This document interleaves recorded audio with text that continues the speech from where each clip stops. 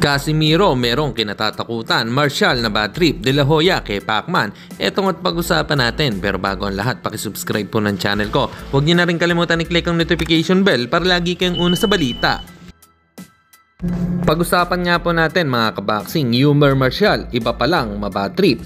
Dahil sa upload video nito sa kanilang social media account, ay nakikipag-sparring ito. At rinig talaga ang diin ang mga suntok nito. Sa caption niya, bad trip ako today. Sa sparring na lang ilabas.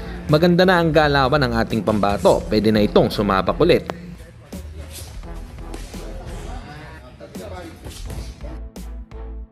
Samantalang Oscar De La Hoya, nagbigay mensahe din sa paparating na laban ni Pacquiao kay Mario Barrios. Ayon sa kanyang sinabi, ay baka daw makaya pa ni Pacquiao na lumaban kay Mario Barrios.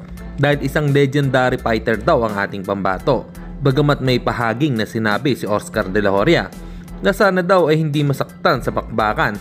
Hindi daw ito easy pero baka kayanin pa ni boxing legend Manny Pacquiao. Para sa inyo mga kaboxing, ano po opinion nyo rito? Comment lang kayo sa ibaba.